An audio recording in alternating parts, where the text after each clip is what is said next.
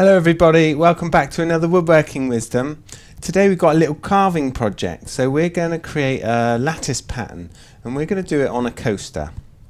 But this pattern could be applied to, say, a box lid or a little turned potpourri pot. So it's going to be kind of a pierced piece, so it's going to have little holes in it. But yeah, it would look really cool on the top of a box, or yeah, we're going to make some coasters with it today. So let's have a little look on the bench. We'll get straight into things and have a look at what we're going to do. So there's my blank. It is 100mm square and then 8mm thick. Nice and flat, this one. And this is a piece of tulip. Here's my template, which I've just drawn up on this squared paper, which was really useful just to get the lines in the right place. And this is kind of what we're going to end up with. A little lattice effect coaster. But like I say, you could expand this out bigger, make it into like a box lid or something like that. And it doesn't have to be square. You could use this same kind of pattern or template to create any shape. Okay, so first job, we need to just mark this out. And I've already used one of these. I've cut it out already, so I've got the template. I'll reuse that one. And I'm just making sure that we're coming to the corners or the sides of our template with our to our blank with the template, and I'm just going to stick that one down and then use just a bit of the carbon paper to transfer that on. If you've got a different way of transferring projects, then that's great. This is just a nice quick and easy one for me. And I'm just going to freehand this on. You could use your rule if you want to keep it super precise. I quite like that, the odd little imperfection here and there.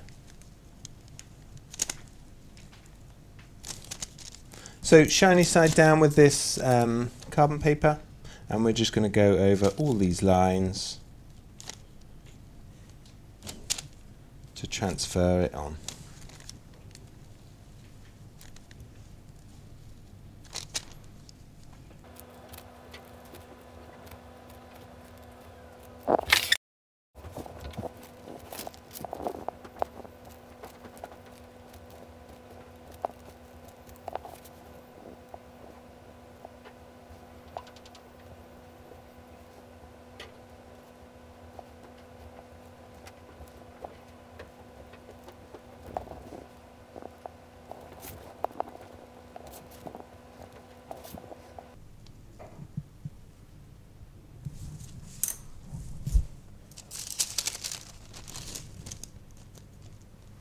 So I always have a little peek before taking this off, and I can see I've missed a line here.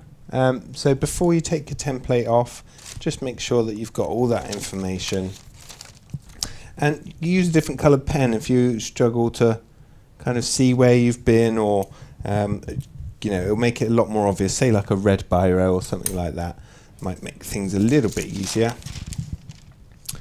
But pleased with that. Oh, I missed another one there.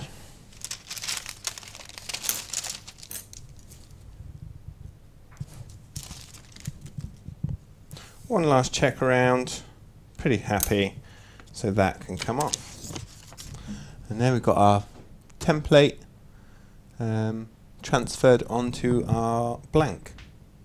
So nice and easy. I like the fact that it's not perfectly straight and stuff, because this is kind of representing a fabric that's kind of weaving in and out. Of course you could make these super straight using your rule. Or even just plot it out straight onto your workpiece. Okay, so next job, we're going to drill each of these holes. So each of these little holes in between, we need to just drill these out. And again, you could use a hand drill or drill driver, I should say, but I'm going to do it on the pillar drill just for speed and accuracy.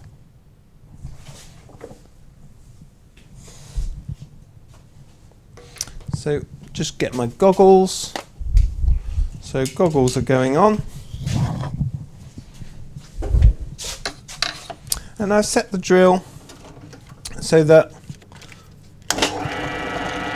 when we're cutting, it's just dipping into this kind of baseboard or backing board.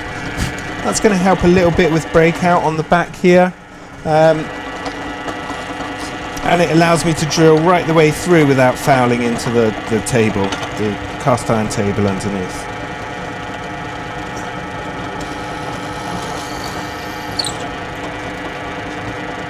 So really simply just trying to hit centre. The last one I did, I used a slightly bigger drill bit, and I found that we were starting to cut into the pattern.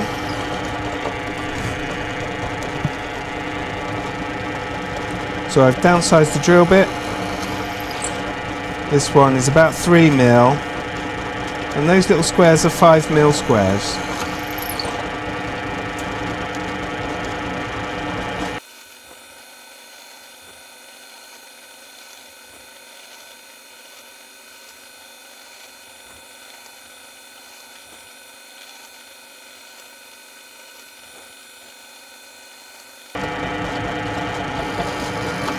So I just rotated the workpiece there to keep my hand away from the drill bit.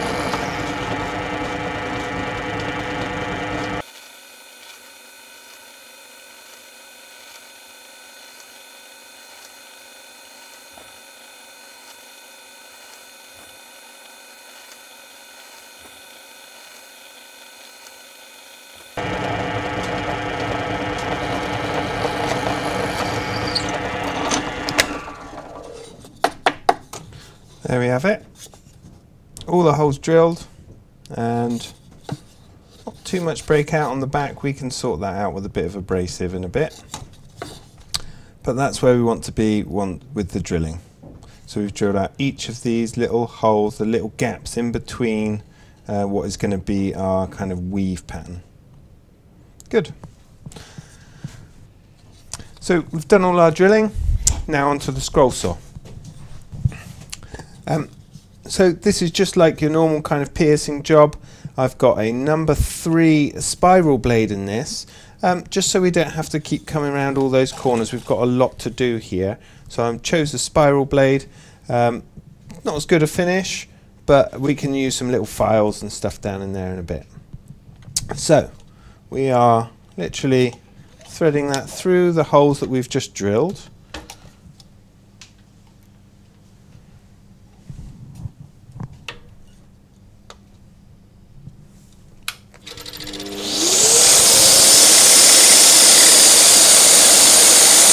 And just sending that spiral blade around that square shape.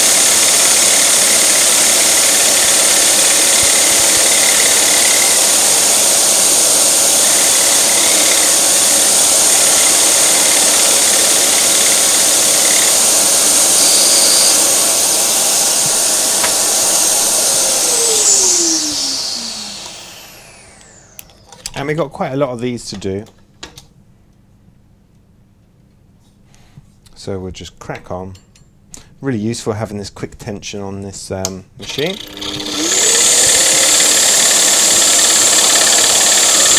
just putting pressure on from right to left and up and down.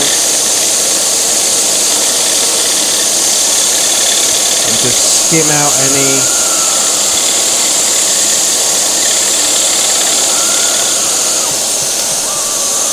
of that waste in the middle.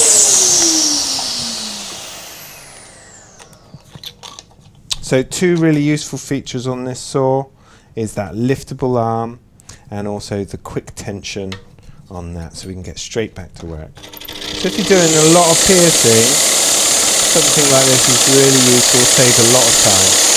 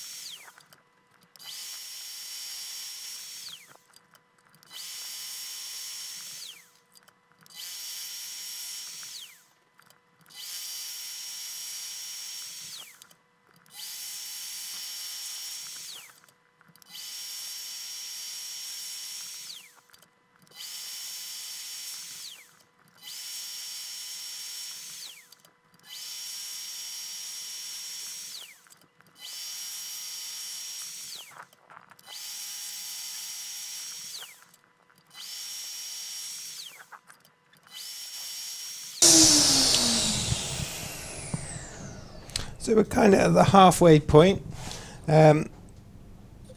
What I would say is give the blade time to cut. So we're not pushing it too hard in those directions. We don't want to rush that, because these spiral blades wander a little bit if we put too much pressure on them, because they cut in any direction. So we're putting it through the hole and just gently taking it in all 4 directions to produce something like a square.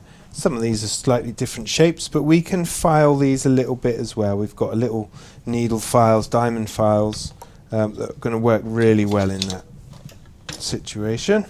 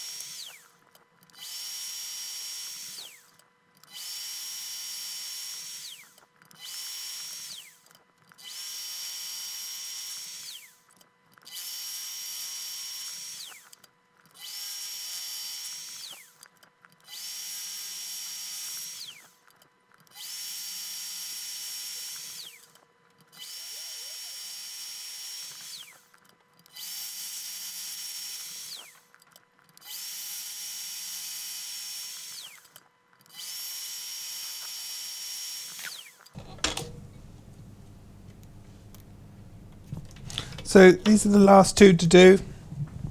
Again, just a couple of little tips.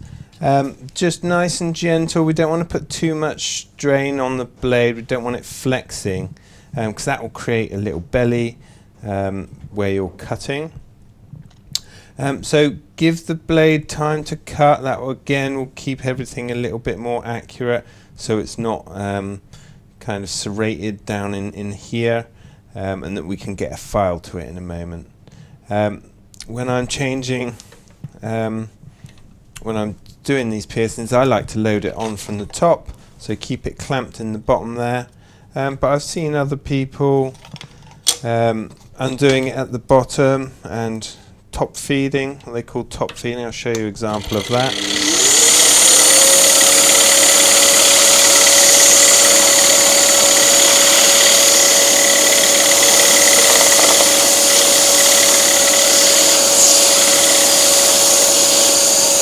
So you do your cut, tension comes off, undo the bottom clamp, we can lift that up with the blade on it, and then back down through our hole there. I need a bit more practice at that, I think. But yeah, my preference is to just lift the project up and thread it over the blade.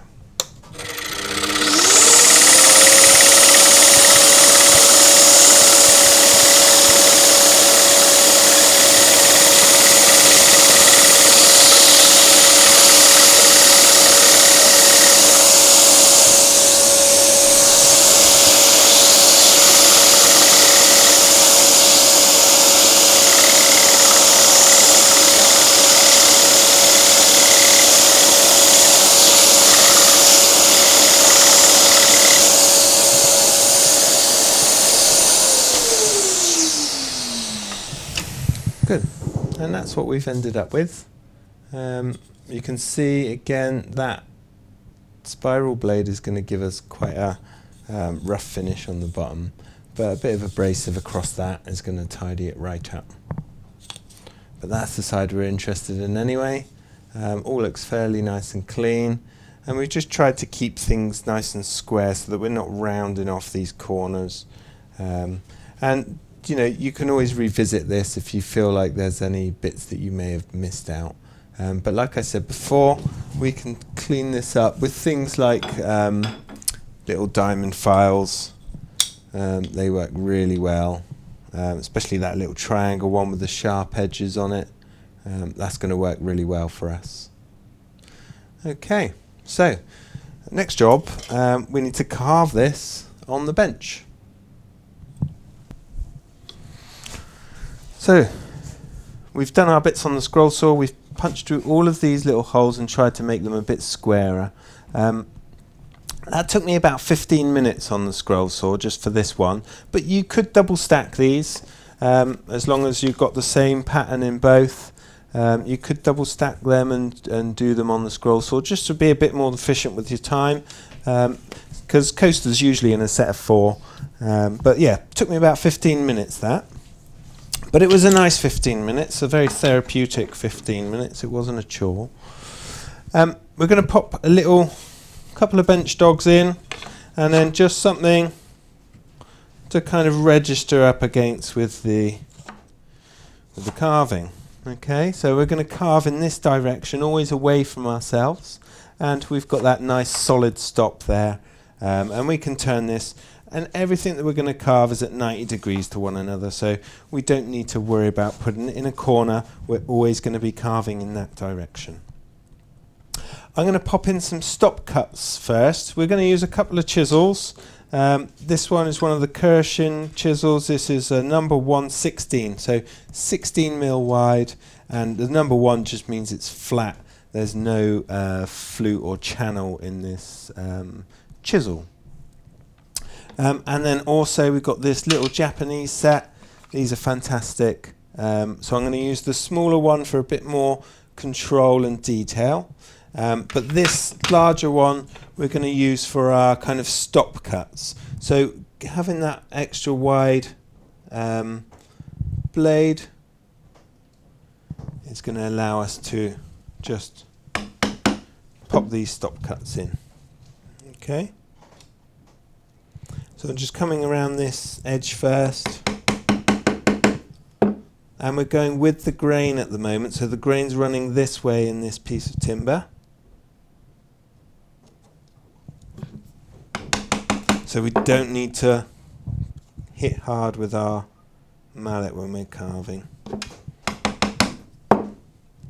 Again, this is quite a repetitive little project, but these little repetitive jobs, you know, if you get a bit of music on, these have been scientifically proven to be really good for your mental health, unless you get it wrong, of course, and it's very frustrating. But we're these kind of repetitive tasks get you out of your head a little bit.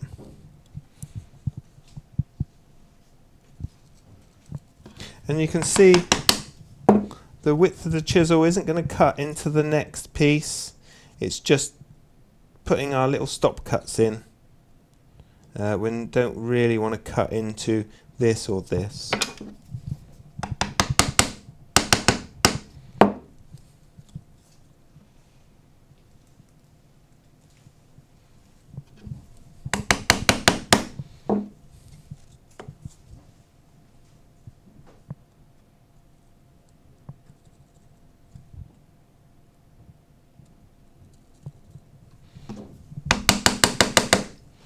I'm just trying to line this up with the holes rather than our kind of template mark where we may have drifted off ever so slightly.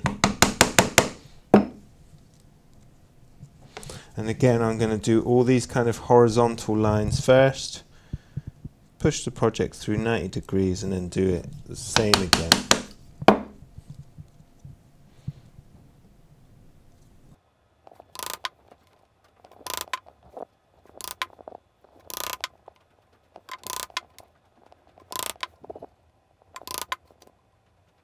And this chisel is really kind of dipping into the grain this way, but we will it will be a little bit tougher when we come across the cross grain.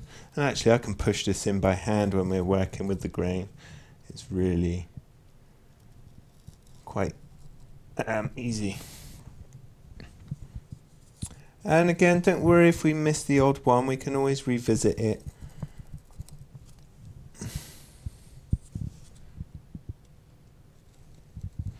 With the other chisel, or we can bring this chisel back in. Just having a quick little look round. Looks good.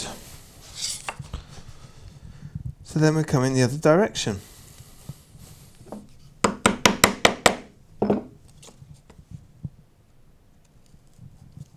All of these, where they meet another bit of detail, or are going to need one of these stop cuts.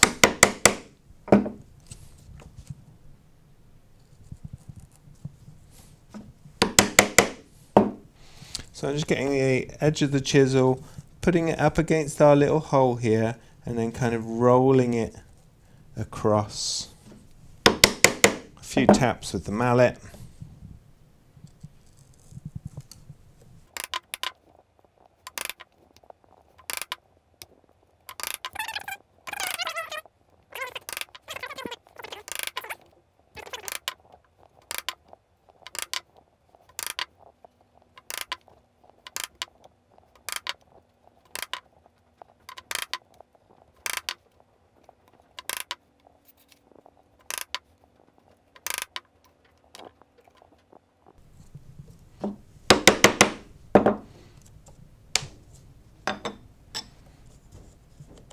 Just drag your nail across it if you're not sure whether you've made a cut somewhere. That will soon tell you.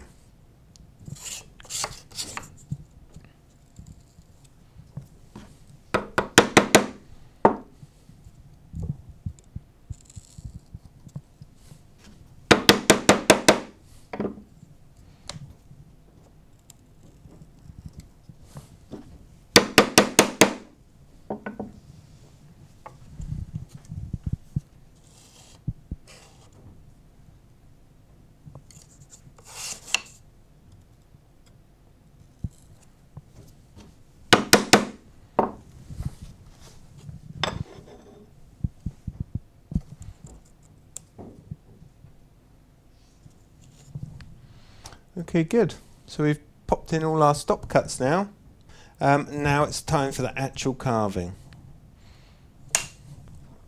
So we're going to bring in our little Japanese chisel. We can come in a little bit closer from a different angle. And you can see this is like the kind of traditional Japanese chisels, whereby they have a slight hollow in the back, allowing us to just grind that surface to bring it back to really sharp, and you're not having to take away all that material every time you sharpen it. So you can sharpen these on the back, and of course you can polish the bevel. I'll just show you that quickly. A little bit of this is 2500 abrasive. We can pop our tool on there and just work that back and forth. Let's move this. Work the tool back and forth on there, and that's going to polish this kind of shape on the back. And then I'd usually use something like a strop to just bring in that front edge. Tormek, something like that as well will be really useful. But you can see on this really nice polish both sides, and you may need to strop it kind of halfway through, not rolling it up too much on its cutting edge, but just presenting that cutting edge to it and dragging backwards. So like I say, we've got a little bit of ply here. Another great thing about these sorts of chisels is they've usually got some sort of flat on them, so that you can pop them on the bench without them kind of rolling around. Okay, same on the KIRSCHENs, because that hex shaped handle, and then these have usually a couple of flats. This so they don't roll off the bench in use. Okay, so we're just going to start carving towards all of our stop cuts, and it should be fairly obvious where they kind of overlap. We want to keep the hard edge high, and the one that's coming in at that 90 degrees is going to dip down, so we're carving towards all of our stop cuts.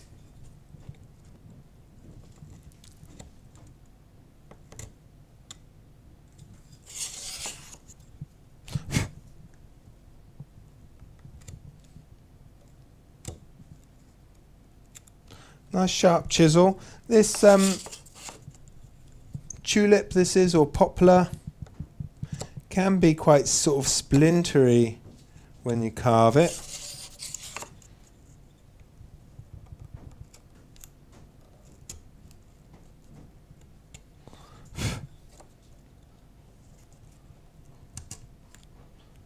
So probably not very good for something really decorative, but for this, a nice kind of simple way of learning carving, actually. You know, a really great beginner's project, this one.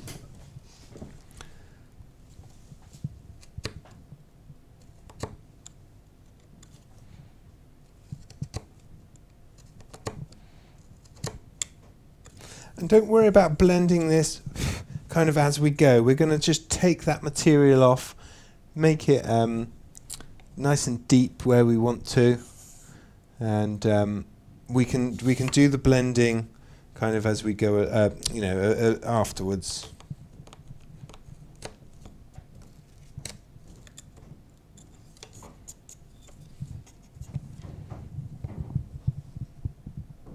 Oops. Don't want to do that one. Do this one.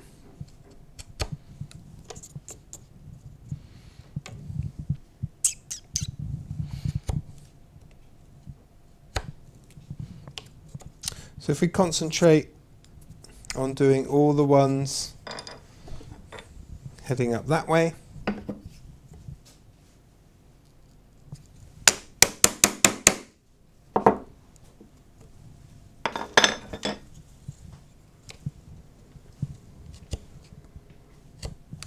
and then we can turn it through 180 and we can come back the other direction, and then we'll go 90 degrees and cut everything that way, and then again that way.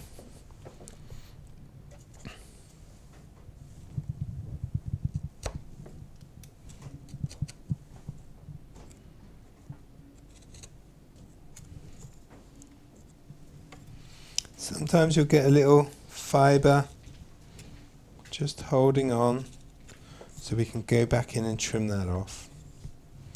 There, you've got that one, that one.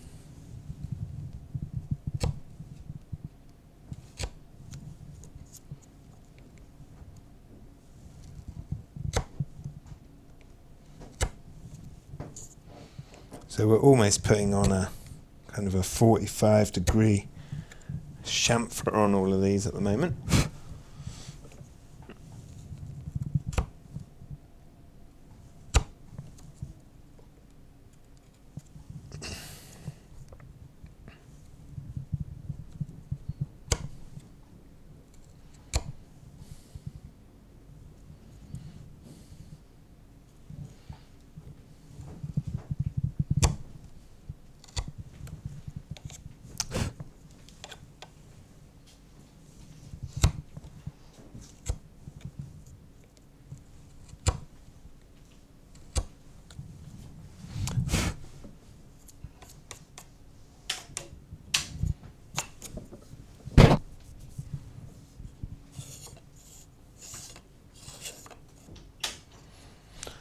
So we're going to come the other direction now.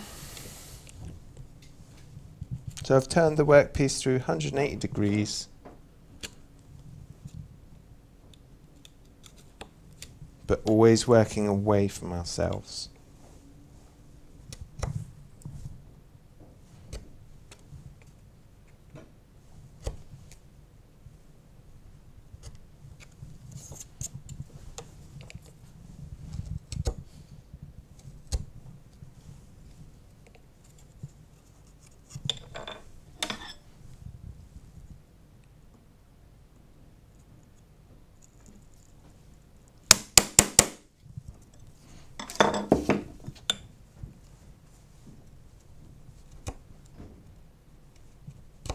And of course you could always use this one to do your stop cuts as well. This is a straight chisel. Just drop it on and push that down into the workpiece.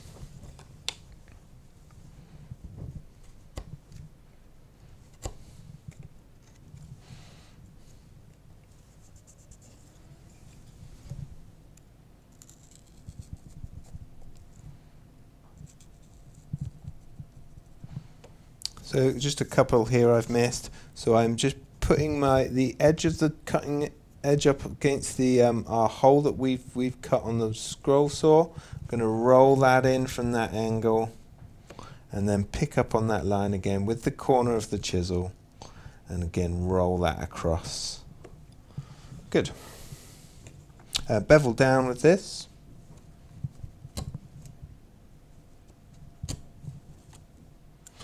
See, we haven't quite gone as deep with that, so we can always come across just to trim off any loose bits. What I don't like to do is drag the cutting edge, you know, across the workpiece. That will soon dull the blade.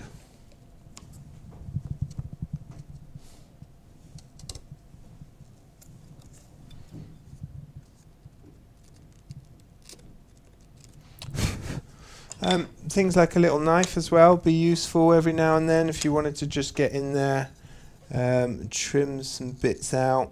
If you've got any kind of fluffy bits you want to just get rid of, sometimes a little knife can be really useful just to have on the bench.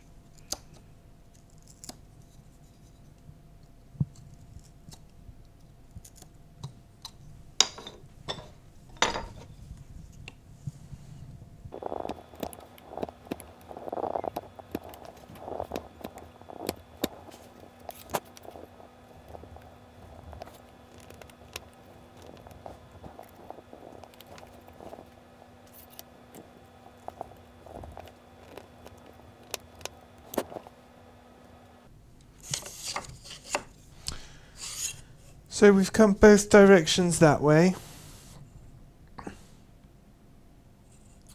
We're starting to get ever such a slight 3D look. You can see where it's kind of just undercut in certain areas. Okay. So going through 90 degrees, and now we're going to go that way, turn it around and go the other direction.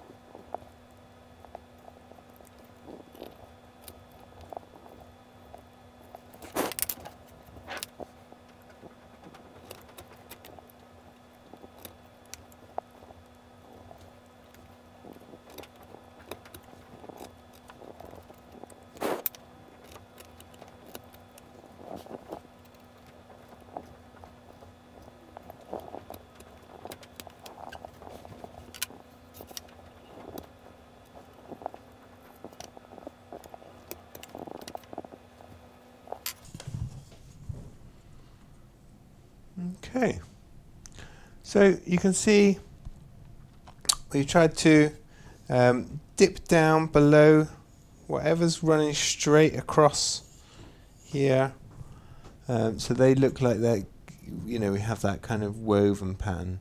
What we want to try and do is don't worry too much about these kind of hard chamfers at the moment. But these along the edge here, these three here, they kind of come up, because we've attacked them from both directions, they come up like a, you know, like a ridge. So I'm just going to use a slightly different chisel, so something with a bit of a shape on it, that kind of U shape, just to get in there and just knock off the top of that ridge, as it were.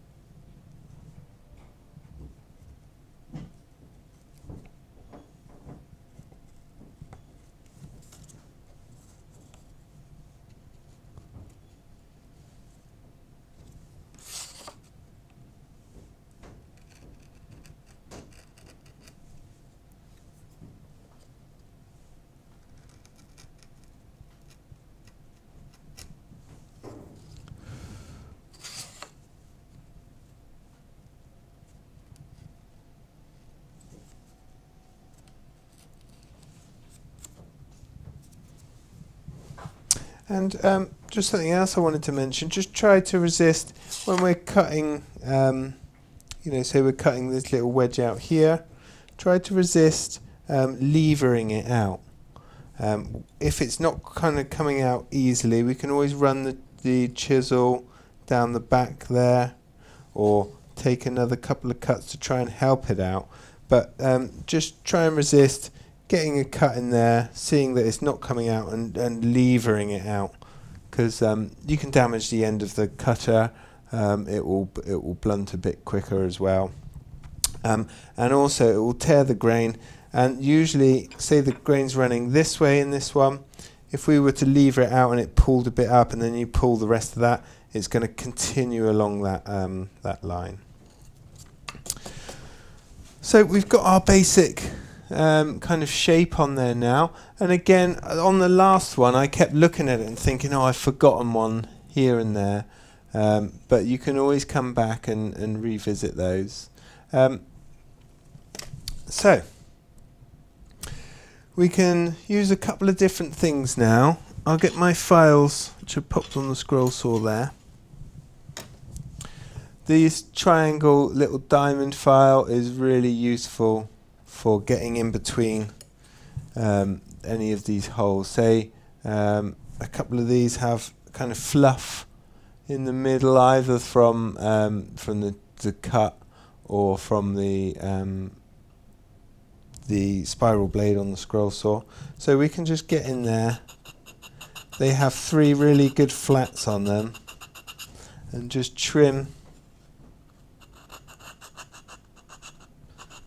any kind of annoying fluffy bits off. And these are really good, they'll get right in the corner as well. This is an equilateral triangle, so they're not 90 degrees on the edges, so just don't spend too long in the corners, because you may throw it out of being square. So using the flats really, and then just getting up into the corners a little bit.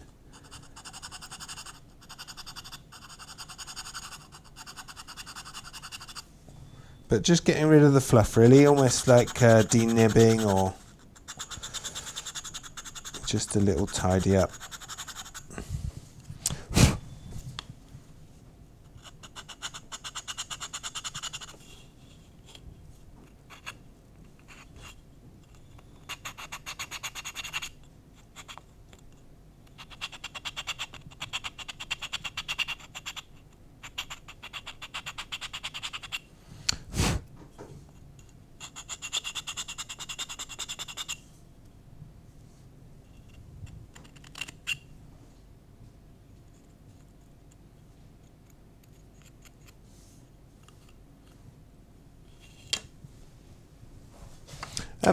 And then there's also this little flat one. This is really useful for kind of just knocking off that transition area. So where the kind of chisel cut begins, we're just going to gently use something like this, or you could use a bit of an abrasive.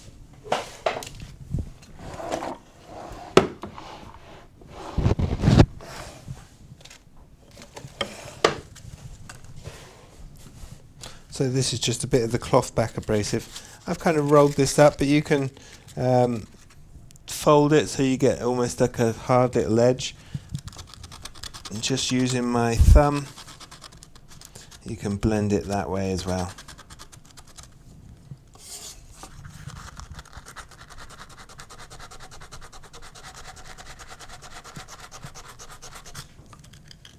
I think I'm going to use an electric sander just to get rid of these carbon marks. So a little pad sander.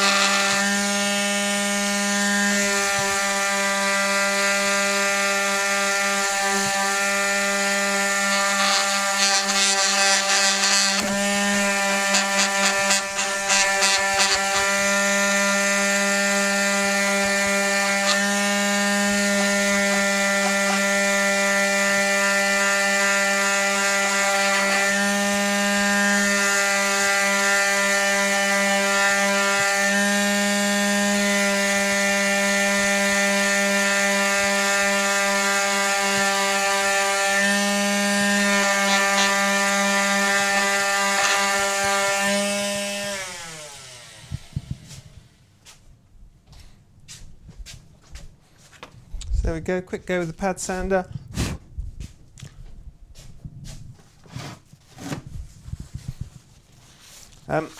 Sometimes hand sanding with that that carbon paper, you can really kind of rub it into the grain. I find something like a random orbit or a pad sander will remove that entirely. Whereas if you've got a little bit of abrasive, you're rubbing it back and forth, sometimes that loose material, the kind of dust coming off, you kind of push it back into the grain. It can be a real pain to get rid of. So we're back to sanding, and I'm just going to use a bit of abrasive to knock off that hard edge, that sort of change in direction. Just a little bit of abrasive back and forth on all of these.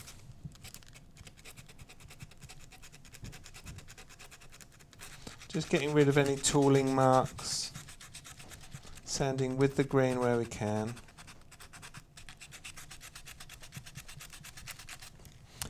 And that's going to really start to soften everything.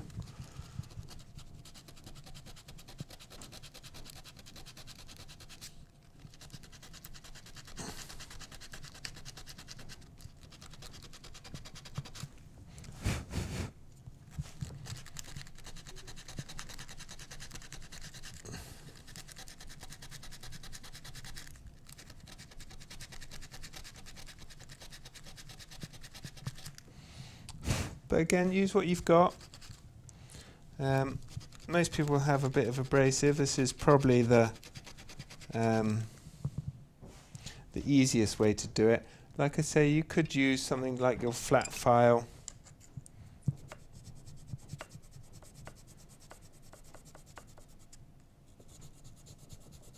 Because they're such small individual areas, that's really going to take a lot of time. Bit of abrasive, just to get rid of the worst of the tooling and that harsh transition of direction. So you're kind of knocking the corner off, if you will. Really just kind of softens it to the eye.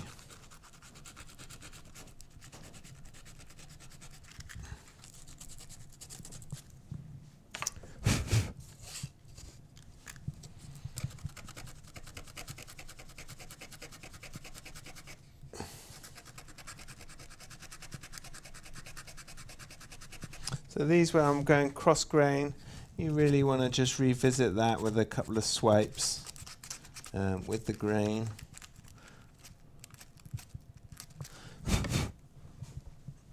So that scratch pattern, when we get an oil on this, we're not seeing that scratch pattern running you know, at 90 degrees to the grain.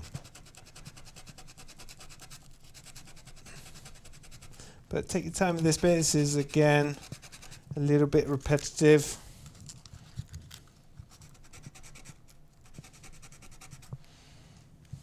So make sure you're comfortable and settled in.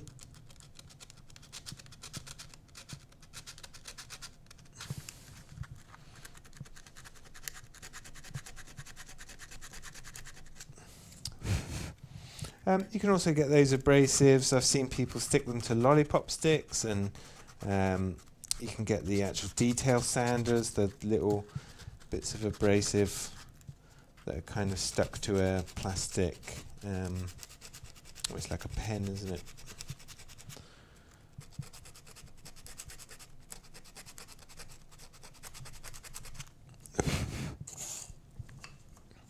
But you can see that shape kind of starting to come together. I've got a bit which I can see on camera. Let me see if I can find it here, which just looks a little bit kind of scruffy down in there.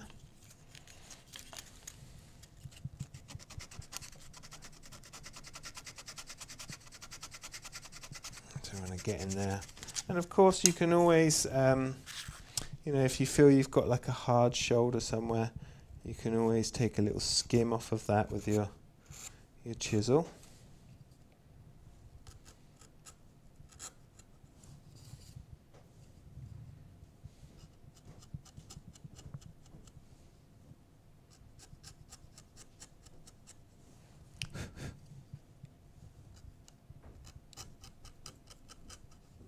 So it's a combination really on this tidy up between your files, abrasive, and your kind of chisel. But keep going with that.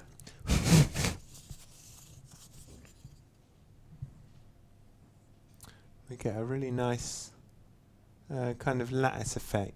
It reminds me of the top of a kind of a tasty pie or something. You know, with the pastry lattice.